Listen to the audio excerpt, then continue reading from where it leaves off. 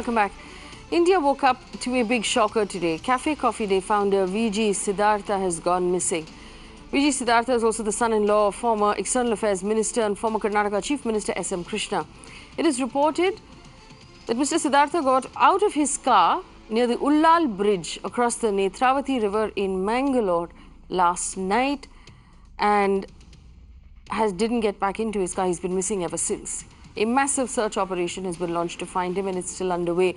But a letter allegedly written by him to the board of his company, which is being investigated, is the last piece of communication from him that has sent shockwaves. In the letter, he alleged harassment at the hands of private equity partners, lenders, and an unnamed former Director General of Income Tax. He also goes on to say that his family was not aware of his financial troubles. Let's first go across to our correspondents. Neha Hebbale, Rahul Dam are standing by in Bangalore. Neha, could you first give us an update, please, on the search and rescue operations? What is the status right now? How many hours has Mr. Siddhartha been missing for? And are those who are looking for him still hopeful?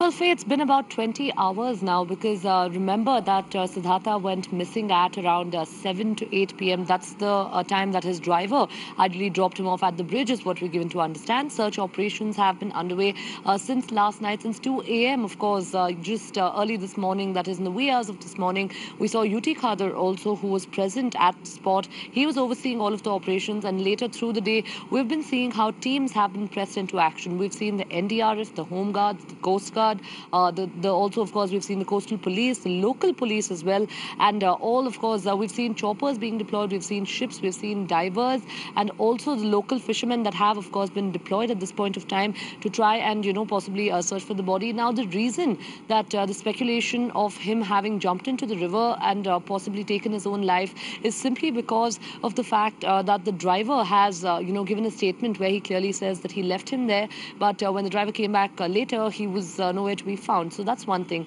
Secondly, of course, is the fact that there's this letter that has, of course, surfaced where Siddhartha has written to his employees.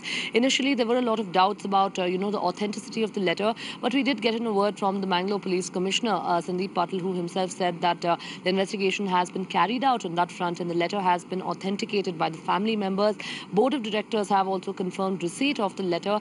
And third, and most importantly, also when we just gotten a word from Mr. H.D. Deve Gowda, the former Prime Minister and JDS Supremo, he's also very clearly gone on to say that he met the family in the morning, and they have also at this point of time told him that yes, somewhere that he was pressurized by the IT department. That is something that's been mentioned in the letter and also has been pointed out by him. So really most unfortunate at this point of time what's happened. Well, I also want to bring in Rahul Dama. Rahul, if you could take us through that letter and the reason why it has sort of sent shockwaves through India Inc. and through corporate India, because there has been, if we'll remind our viewers, Mohandas Pai, in fact, was the first person to bring this up on Twitter. He did say that there is a lot of harassment going on by tax authorities. We've had some sort of murmurs about it from corporate India. This touched a raw nerve. But we also had the Income Tax Department, Rahul, come out and say that this letter is not authentic. It doesn't match the signatures. Can you take us through what the latest is right now?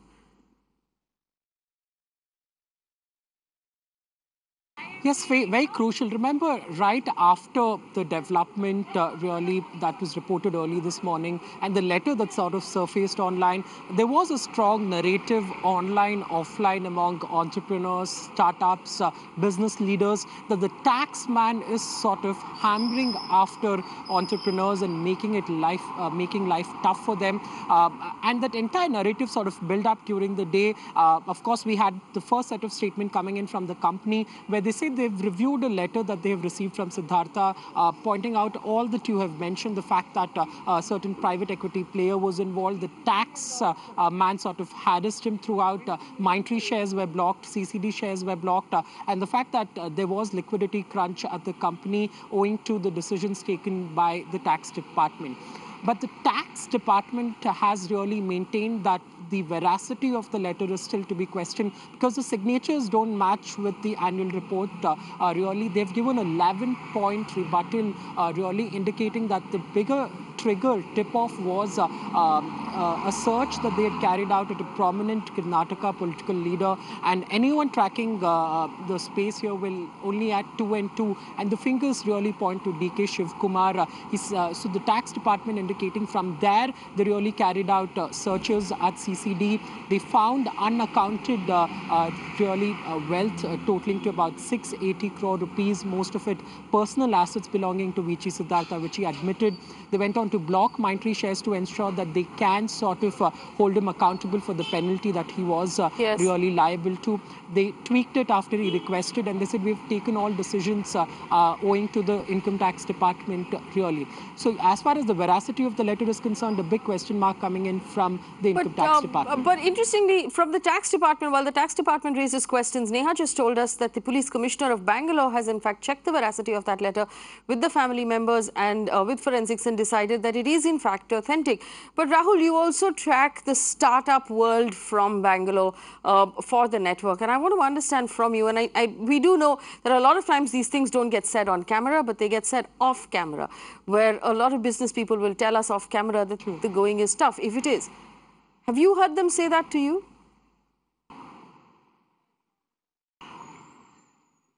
Of course, there have been murmurs around a larger economic slowdown. We've seen business leaders sort of pointed out the fact that consumption has taken a hit. But as far as entrepreneurs are concerned, they have been a very candid lot, especially owing to the entire tax issue around how angel investments were really taxed, the fact that entrepreneurs got thousands of notices. The government took a lot of time to resolve it. They have been very vocal about it. And today was, again, the trigger. We saw a lot of these entrepreneurs really come out and talk about it, small-time entrepreneurs building businesses. But as you rightly mentioned, also established business leaders, the likes of Kiran Majumdar-Shaw, saying that the tax department has to make it easy for entrepreneurs to thrive and not really go and hound them throughout their journey. That's a really big name from India in coming out and saying that more has to be done in terms of how the government deals with business leaders.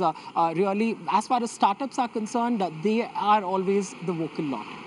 All right, Rahul and Neha, thank you so much for bringing us the latest on this particular rather worrying development that's taking place. Let me go through my panel of guests at this point. Gopal Agarwal joins us with the BJP.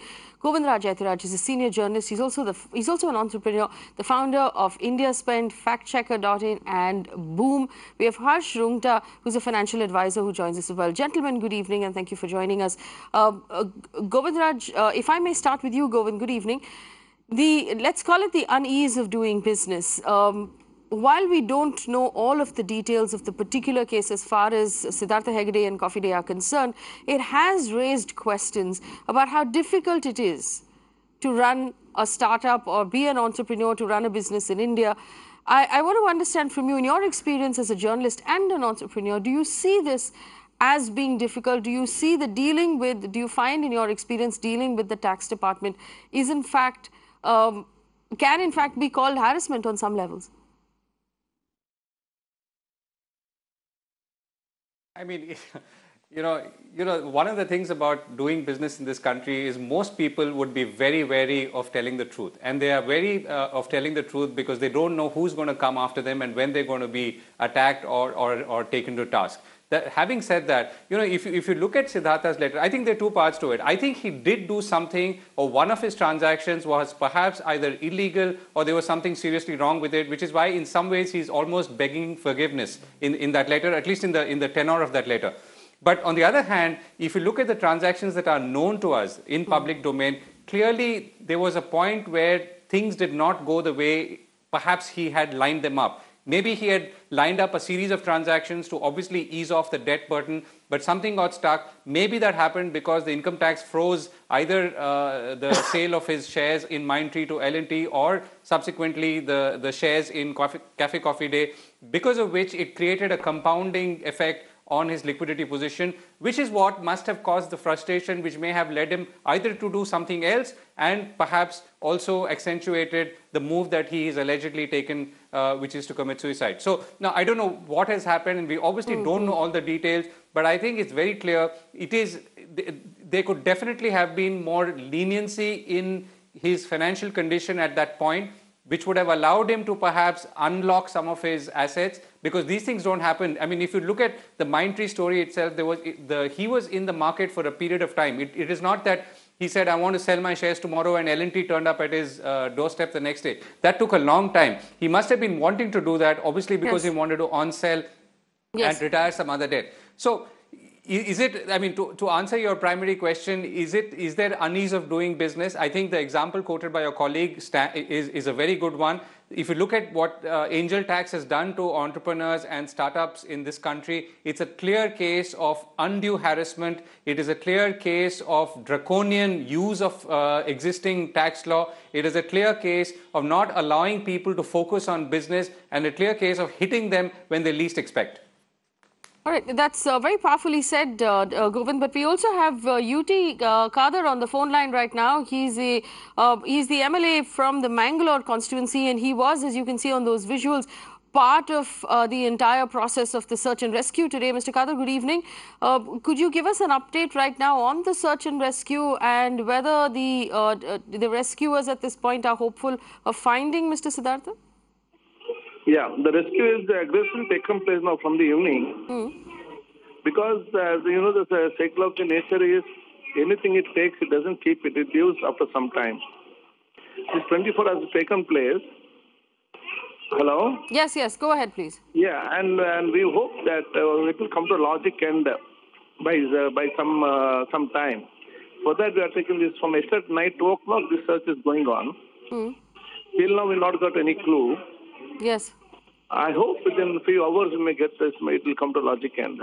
And all the department and locals all are into in searching the team only, because Siddhartha was a Western Ghats entrepreneur, all are proud of.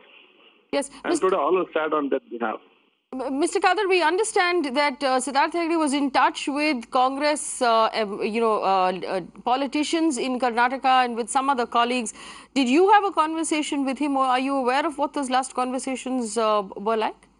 We are close friends. Means whenever we meet, we talk nicely. And long time back, about 1 year back, I talked to him at the function. He was very kind, and his nature was that. He was soft and kind.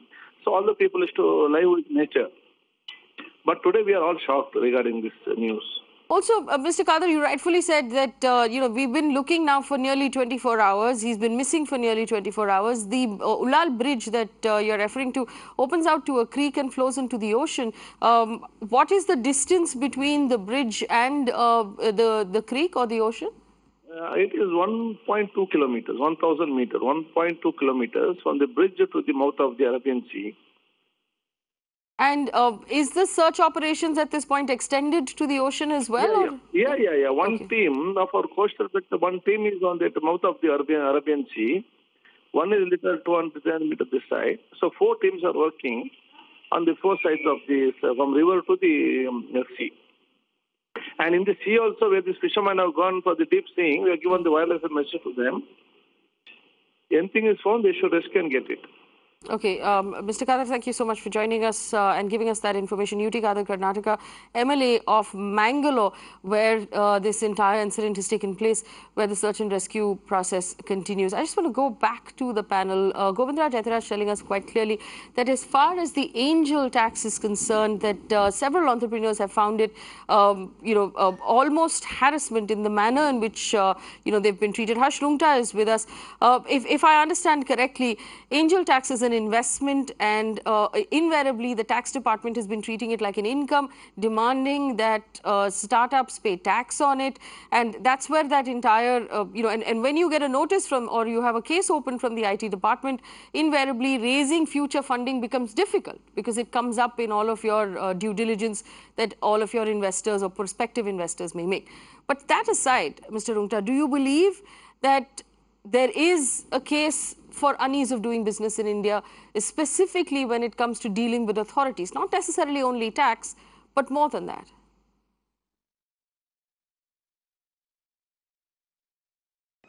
I think that's not a hidden fact that dealing with authorities in India, and this is true of every single government, unfortunately true of the BJP government just as much as it was true of the Congress government.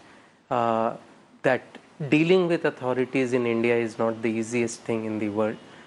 Any entrepreneur will tell you that. The angel tax, one thing I would like to put on the table, please go and talk to any person who's done a startup in the last 8 or 10 years and find out whether he has received a notice from the tax department or not. I can bet, at least I don't know a single startup that has not received a notice. Now, I may be misinformed, but I think every single startup has received a notice. And this, mind you, in a country that wants to encourage startups because they are the employment providers. Please remember when the BJP first came to power, I'm sorry if this sounds like a political situation, but it was, I mean, the kind of coinage of the term tax terrorism was done by Mr. Arun Jaitley when he was not the finance minister, when he was still in the opposition, and unfortunately under him it has only increased in leaps and bounds, and one hopes that the new finance minister will put some control over it. Apart from the angel tax, you talk to any single corporate, the entire, or even individuals for that matter, the entire effort of the tax department seems to be create a demand, make the guy cough up 20% even if he has to go in appeal, he has to cough up 20%. Now 20%, if the demand is completely illogical, even coughing up 20% of an illogical demand is likely to bankrupt the person. Imagine the kind of stress that the guy is doing. He or she has to run a business, not to scrounge around to try and find the 20% tax that he has to pay to the department so that he can just continue doing business and continue fighting the tax department at the other side. And there is zero accountability in the tax department. Most cases, the tax department loses in appeal, the money will come back. Getting that money back from the department is another battle altogether. But anyway, that's years away, and the person who collected the tax has gone. He has finished his target for the year. So I think this is something that the corporates may or may not say openly.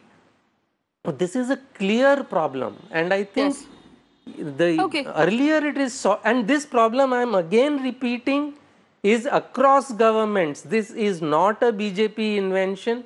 This was very much there in the Congress government. Unfortunately, it has only got accentuated in the BJP government. All right, let me just bring in Gopal Agarwal. Mr. Agarwal, you heard Govindraj Ethiraj and Harsh Rungta make their statements quite clearly. And we've had several conversations about job creation, about economy, and you've always reiterated that this is a government that hopes that people will start their own businesses and create employment instead of waiting for the government to give them jobs. If this is the reality of what's happening on the ground, if entrepreneurs are being harassed by the tax department, how is that in any way supporting entrepreneurship and supporting job creation? Faye, if you will talk about the problems being faced by people in the income tax department, yes, we can have several examples. This has been there where overzealous officers arm-twist people for various reasons. It may be for a tax target, or even there are cases for corruptions also. So this is the fact of the situation. But to sweep it across all spectrum with just sweeping thing that the tax department has problems, therefore the whole government is on that line is not clear, correct. We are working towards the ease of doing business. We have been able to come up from 142 to 77. There are reasons, though there are still unfinished areas and jobs to be done in that area, but we have moved in that direction. Even innovation mission, you have seen that 3-4 days back we have performed better. And on angel tax, there was a problem. We have accepted in the budget, we have corrected it. Under the GST, there were problems. There were 35 meetings where issues was corrected, and the government is listening to people and correcting it on various issues. There are reforms on the labor code. The 44 acts are being now consolidated to 4 labor codes, simplify them. I can tell you that 930 entries which were required under the Industrial Dispute Acts now have been reduced to only 133. Then there are 56 registers. Mr. Gopal Agarwal, by the industrial people. Mr. Gopal Agarwal, let me finish. One second. I understand there. No, that's not the point at all. Let me finish. I'm Give me asking 30 you seconds about more. a particular problem and you're pointing at the sky. There are problems. No, I'm telling you there are problems with the income tax department, and that doesn't mean that unfortunate incidents. By unfortunate incidents, you simply say that all problems are because of the government. It's because of their own doing. There have been incidences where corporates have over-leveraged balance sheets. They have taken public money, taxpayers' money, and were thinking that they don't have to Do you know how refer. many corporates So have these are the over-leveraged issues of balance this. sheets at this time? Do you know how many corporates and small businesses are currently dealing with Maximum. notices from the I'll income tell tax you, department? If you find out. Why is it that businessmen in India are considered crooks until proven innocent? And that's really the truth. They're constantly having to defend themselves. No, we are giving loans on MSME, PSB 59, and what is the solution of the income tax? It is we are coming out with a virtual e-assessment process where human interface. All right, I'll allow the panelists to respond to that. You are saying Gentlemen? that every 130 crore people of the country are corrupt. Wherever he gets a power, he just goes for corruption only. So, if that is the situation you are saying, then we have to deal with that only. Mr. Agarwal. So, human intervention has to be reduced. Okay, first of all, I want to point out that while you turned around and said for one incident you can't call the whole government wrong, you must realize the way the system is designed right now, it actually thinks that everybody is corrupt until they defend themselves in appeal and prove themselves to be innocent. But one second. It was designed in such a way that they were thinking that law will not take its course. Okay, because they had good connections. Okay, Harshunta first. Under the habit. Can I come in here, Faye? Okay, one at a time. First, Govindraj Ethiraj first. Please, Govind, go ahead. No, I think, the angel tax is being cited as an example either by your colleague or me because it's a classic symptom of the disease. It's not because it's meant to represent all the tax cases that are being filed against people or all the injustice that's being done by the tax department to the taxpayer, whether corporate or corporate individual. In the case of angel tax, I think, as I have seen in many cases as well, it's the sheer frustration that has resulted in many of the startups, in many of the founders, and their sheer helplessness and inability to do anything about it, and they're begging income tax commissioners to help them out to do something about it, not charge them that 20% up down payment, and then or else threaten with freezing of bank accounts. It's that frustration which is what one is trying to draw attention to, and that is the frustration that drives people to do crazy things. And I think that is what we have to address. It's not about the whole system. I know this government has been trying to clean up things, but it's the exception that affects everyone. Obviously, on a daily basis, rules are being the number of rules are being reduced, statutes are being made simpler, more people are taking loans, but that's not how the real world works. In the real world, if there is one person or a set of people who are gone after in a way, as we've seen before in the case of angel tax, it creates it creates stress and tension across the system. Everyone is wondering whether the sword is going to fall on them next. And that is what I think the problem with the whole VGSiddhartha case is, that you don't know if other entrepreneurs in a similar desperate situation trying to sell assets in a speedy manner are unable to do it because something else has been blocked or some assets have been frozen, and they become helpless and thus frustrated. I think that's the issue here. Mr. Rungta, go ahead. See, I do not disagree with everything that Mr. Gopal Agarwal just mentioned. My point is that for the entrepreneurs, maybe if an entrepreneur has done something wrong, he needs to pay the price for it. If tax is due, the tax needs to be paid. So there is clear accountability. I mean, and that accountability is what ultimately probably led to the sad incident that we saw. But what is the accountability of the tax officials who openly, clearly are harassing people who are creating employment in this country? There is zero accountability. There are people who will tell you, please pay this 20%, then you do what you want. And they have zero accountability. They get promoted. They will go on to plumber and plumber positions. And please, I am not talking about corruption. The reason this is being done is the completely irrational, completely unrealistic targets imposed upon them by this very government. And it is because of these targets that these kind of irrational steps are being taken, and because they seem to have no choice. I have seen good officers. I agree that there are very good officers. The good officers are helpless because if they don't complete those targets, they will be hauled up. So they are also forced to do harassment. Even people who don't want to do harassment are forced to do harassment. And I think this is something the government needs to look. How can it have a target system that forces unease of doing business when its entire target is to improve the ease of doing business ranking? This is a plea for help. This is a plea to at least let this sad incident, whatever has happened in this incident, become a focus point for some inward looking thing from the ruling government. We expected you to be different. This is not your doing. This has been there for some time. Yes, Mr. We Rutha. expected you to be different. Please be different. All right, I'm going to leave this here really, but very, very powerful and very honest statements being put out both by Govind and by Harsh Rungta here, and we hope that this, reaches ears that will actually pay attention, because we cannot afford for people who start businesses to be driven to take drastic steps like this, because as the government has pointed out, that entrepreneurship is really the route to employment and job creation in this country. Just to answer a couple of questions, Rahul Jain says, what is angel tax?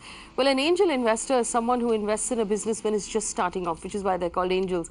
And there was a tax up until lately, which the government has now removed in the budget, that was completely unfair. And the income tax department would send notices to young entrepreneurs that would eventually, they would give them two choices. Either you pay up, or your assets get frozen and you can't do the business, and it shows up on your term sheet for your next round of investment, and it becomes difficult for you to raise money. There was a certain kind of harassment. There's another question of what is an over-leveraged balance sheet from Shantanu Chatterjee. Basically, when a business borrows more and it has more debt than it has assets or its ability to pay back, that's an over-leveraged balance sheet. But what both Govind and Mr. Rungta were saying very clearly was simply this, that right now, the system is oppressive to a point where running a business becomes extremely difficult, and you're adding far more stress to the lives of those who run businesses. We have to allow them, for example, to sell assets if they need to pay back debt, to sell assets if they need to in order to pay off dues of income tax. Right now, the way the system is designed, it leaves them with very few choices.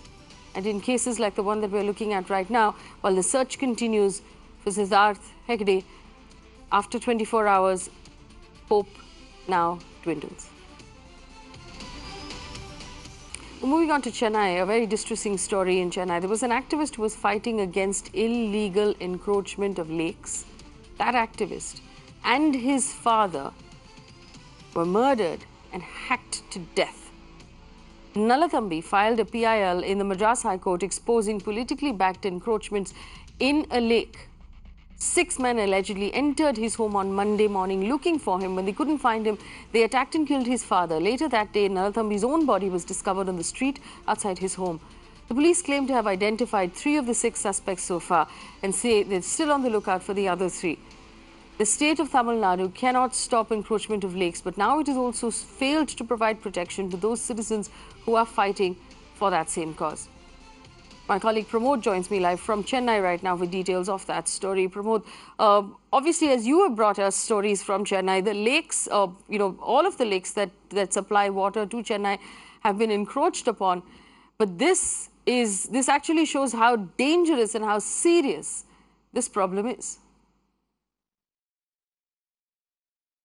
It surely is, and it seems like in the recent times, like the security for activists is completely turned over because just 7 weeks ago, certain like NGO from Chennai called as Arapuriyakam, their members who went for a private audit of a lake that has been actually encroached by various entities.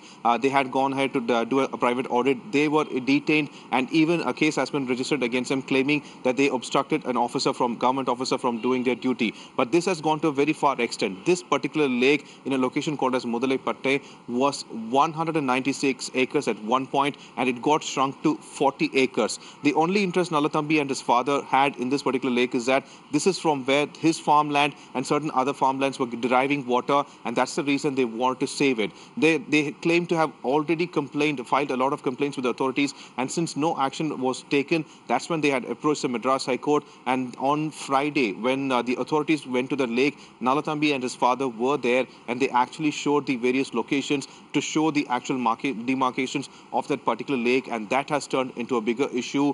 Very unfortunately, Nalathambi was hacked on his way to the market, and his father near his house itself. And when we spoke to the police, they claim that they have identified 3 people, and no arrests have been made so far. That's another shocking part. The police know who has done it, but no arrests have been done yet. And even the shocking thing is that when we spoke to the police, they were not that reluctant about the case actually. They did not try to give information or like how they handle certain other cases. There was no kind of motivation to apprehend the accused as soon as possible. But they seemed like the only answer we got is that investigation is going on. Once we nab the culprits, we will get a kind of we'll investigate them and then we'll file the case. So that's the kind of like basic reply we got. But however, after activists were actually harassed in the city of Chennai, 2 have been killed in cold blood from Karur district. All right, Pramod, thank you for bringing us that story, and we do hope that the Chennai police do the right thing here and manage to nab all 6 of those murderers, but also find out who was behind all of this and who ordered that killing, and not just the ones who executed the plan. We're moving on to a fresh twist right now in the Franco Mulakal case. You'll remember Bishop Franco Mulakal, we just call him Franco Mulakal right now, accused of rape. And there were several instances through this entire course of this investigation proving that this man, who's obviously extremely powerful, was exercising his influence over the Kerala police to have them go easy on him. And despite all of that public pressure, we understand now, after the charge sheet says quite clearly that he did in fact rape the victim, the Kerala police is going soft on him again. First, it was Sister Anupama, someone who has been helping the victim, who has been supporting the survivor, who alleged that the police was docking evidence and was slowing down the trial. Now the victim's own lawyer alleges that evidence in the case is being tampered with to delay the case. In an exclusive conversation with Mirror Now, the lawyer of the Kerala nun alleged that the forensic lab has tampered with the evidence. She also demanded a stronger court monitoring of the case. Listen.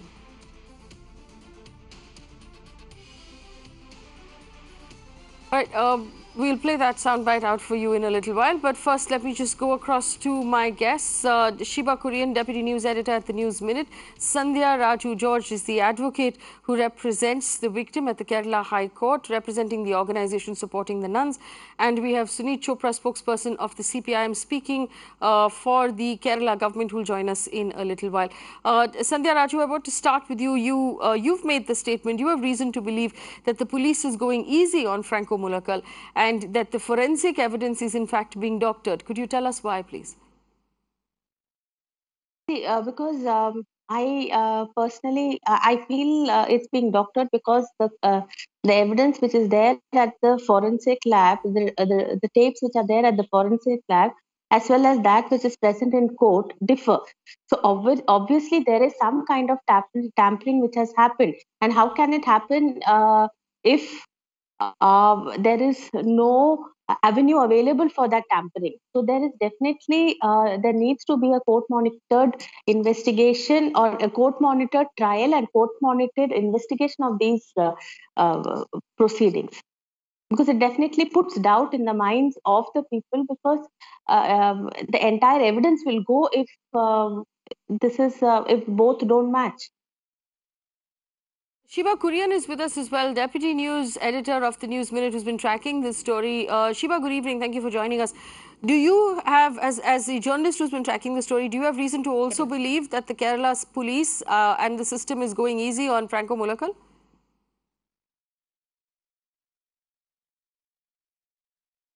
Definitely, Faye. So I spoke to Sister Anupama, and so she was narrating how this case came about. So during the investigation, Forensic Science Lab, they gave copies of this cyber forensic report in DVDs.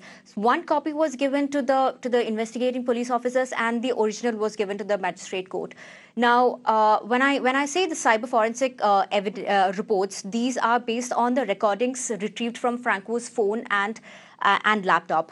Now, when the case came up for hearing on July 25th, and the magistrate was perusing the DVD that was in possession of the police officers, and then he found that 2 out of 3 files have been missing. And it did not, and there was a clear mismatch in the content that in the DVD that was in possession with the court and the one that was produced by the police officers. That's when Sister Anupama realized something was amiss, and she gave a statement to the court. And when I spoke to her a while ago, and as she said, this is yet another tampering of evidence, is yet another move by the church to sabotage and to protract the investigation, and obviously to protect the rape accused bishop. Well, Mr. Chopra joins us right now. Suresh Chopra with the CPI. Mr. Chopra, is there a reason why this rape accused bishop is being shielded by the Kerala government, by the forensic labs and by the police? He's not being shielded by the Kerala government, as far as I know, because the first police report that was in any way realistically against him was from the Kerala police. So that has nothing to do with the Kerala government. But you know, we live in a patriarchal society. You have just seen a rape victim being murdered by a BJP MLA who is in prison and is able to get people to come out and kill people. Mr. Chopra? So I've just spent half an hour on that case. I'm not talking about that case. I have asked for accountability from those who are running the state of Uttar Pradesh and those who are running the country for that particular case. In this case, I'm asking for accountability from the Kerala government. Now, let me also point out that the Kerala police has absolutely no business. The Kerala government has given accountability. No, they haven't. You have no business taking credit for the FIR or the charge sheet, because both to have been good by the court. No, the court has said it. I also have seen this case quite a long time. Okay. And there is also a factual thing that is incorrect. It is not 2 files are missing. It's only 1 file that is missing. Oh, that makes it better. 3 are there with the court and 2 Why is the file missing? So that is the only thing. I just want to point out to our audience, while Mr. Suresh If it's missing, let's find it. Where's the problem? Okay. It's not missing. It hasn't been given to the victim. I'll tell you what the problem is. Things cannot go missing in forensics. Mr. Chopra, please. There is a certain decorum on this channel. This is not one of those channels where we yell at each other. There's only 1 file. The court can give them the 3rd. All right. I'm going to try one more time. The court can give them the 3rd. Where is the problem? They can ask the judge. I'm going to try one more time. Mr. Suneeth Chopra, this is not one of those channels where we talk over each other. You will have to wait until the rest of us are done speaking. In a patriarchal society, we're setting a new standard where women get to finish their sentences. I'm going to go back to the lawyer now. But I had clearly stated after you had finished. I was asked, and you chipped in. I allow you to chip in because I still believe that patriarchy is a bad thing. You don't allow me to do anything. I speak when I choose as a citizen of this country. I don't need your permission. I do allow you. All right, Sandhya Raju George, advocate right now. I want to come back to you now. While the Kerala government, represented by Mr. Chopra, would want credit for the fact that they filed a charge sheet or they did any sort of work on the case, the truth is that it took a lot of public outpour of grief. It took a lot of, there were dharnas, there was in fact the media that got involved. It was only then that the Kerala government decided to take any action. Isn't that true? It's true. I mean, after the FIR was lodged, it almost took more than 2 months to even actually think of arresting. I mean, like, there was no move to arrest. We had to file 2 petitions in the High Court just to find out, just to monitor, just to get the case investigated and ask why he is not being arrested, because it was a very serious offense which was being charged. The pressure which was being mounted on the victim was huge. There was character assassination happening left, right, and center.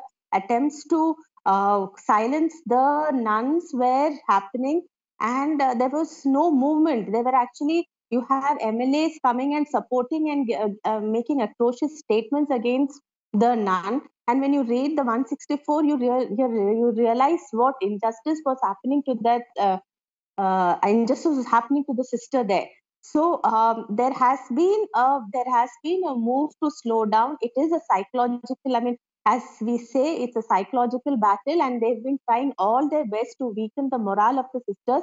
And it is only because of the support sister Anupama and the other sisters who've been giving the sister that she is holding on. We feel, and they had to go on fast. It was a massive protest which actually led and pushed the government to ensure that he gets arrested. That also only for 1.5 months, and you have cardinals and bishops coming and visiting him in jail. If that is not intimidation, if that is not support to the bishop, then what is?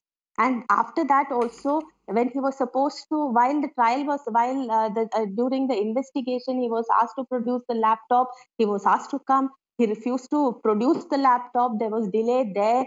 They've been trying everything to delay the trial, delay the filing of the charge sheet, and as much as they can. And this is again, this particular forensic mismatch which is happening, that is also one of the means of nullifying the trial or trying to destroy evidences, which is very serious, which cannot go unnoticed. There has to be serious action. There has to be serious accountability ensured. Otherwise, it is going to be a loss for the system.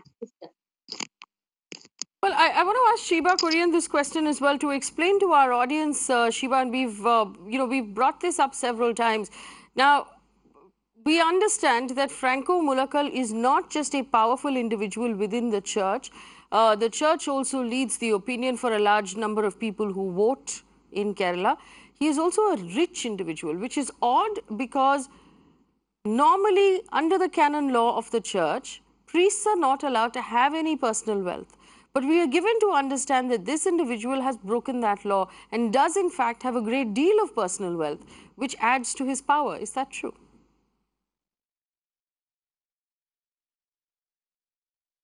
Yes, to some extent, it's absolutely true. In fact, the missionary where the nuns are currently staying, that is also Franco's land, and which is why the nuns, once he was arrested, they repeatedly kept saying that their lives are in danger and they will be thrown out of the missionaries because that land belongs to the bishop and the church. And it's not only that, we have seen multiple instances of where other nuns who supported the surviving nun were ostracized, and they were put through a lot of obstacles, and they were threatened with transfers. And it's not only that, it's not only in this case that the church has been wielding their power in terms of if for instance, a few months ago there was a cartoon where Franco Mulakal was portrayed in a bad light, and then the church issued a letter of contempt. So they're trying to exercise their power in this case, as well as anybody who's trying to tamper or portray Bishop Mulakal in a bad light.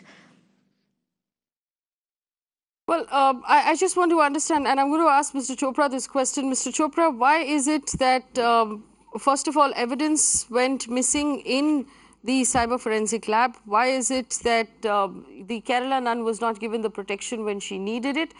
And we've heard Sandhya Raju tell us, and also Sister Anupama tell us, that there have been several lapses in this investigation, including a delayed appointment of the public prosecutor. Is this case being delayed? No, it's not being delayed. As you can see, the charges, it is the police of Kerala that got the charges down on paper, and that is Section 342, punishment for wrongful confinement, Section 376C, sexual intercourse by a person of authority, Section 177, unnatural sex, and Section 506(1), that is criminal threat. Now you can add, if you can prove the point, that this one file that is missing, and it's not two, this one file that is missing has actually been tampered with, then you can get another charge. But the point is, the Kerala police gave so many charges that the bishop couldn't run away from them. It's very clear. Well, and at that time, it was stated that the Kerala police was helpful. Well, it was nobody. Let me just point out to you, nowhere ever was it stated in this particular case that the Kerala police was helpful. Nowhere was it ever stated in this case that the Kerala government was helpful. The Kerala government because was, I was fact, on 2 channels you're doing when it again. Happened. Not on this channel, I promise you that. And nowhere was it stated that you're doing it again. You are actually unfairly stating that the Kerala government is doing it. It was not involved. And the police officer concerned was very active. Are you quite done? And they put out a huge report. Mr. Chopra, could we try an exercise where I get to finish what I'm saying? You look at the UP case. You look at the UP case, it's more than a year, and 4 people have died, and nothing is being done. So this is what's happening in this country. So please have a realistic approach. All right, Mr. Sunit Chopra, completely unrealistic at this point, refuses to accept the fact that not only did the Kerala police shun and not do its job, it refused to provide protection to the victim, it refused to provide protection to the women who were helping her, it refused to do its job until there was a public outcry and there was protests and there was pressure from the media. That's when the Kerala police decided to do its job. The Kerala government has been bending over backwards for the church and for Franco Mulakal from the very beginning. The church, to answer the question that one of our viewers have asked, is the church protecting this bishop? Shripa has asked this question. Yes, the church is still protecting this bishop. He continues, and I refuse to call him her bishop, he continues to hold that position. He remains in the church. They have absolutely brought no action against him. They have done absolutely nothing other than show their support for this man who was accused of rape, against whom there is now a charge sheet quite clearly saying that he did in fact commit rape. The church has done nothing but stand by this person and not stand by the victim who remains in the church's custody. The behavior of the Catholic Church in India in this particular case has been nothing short of appalling, completely appalling. But the responsibility also lies with the Kerala government that is not supposed to be influenced by religion. It is not supposed to be influenced by votes. It's not supposed to be influenced by powerful people. It's supposed to do the right thing. And in this case, the Kerala government has failed. The Kerala police has failed. And after everything, we understand now that the forensic reports are being tampered with, that the case is being delayed. We just want to point out to the Kerala government, you might try to do this as much as you want, but we are not letting this go. We will keep bringing it up until justice is served. You better do your job.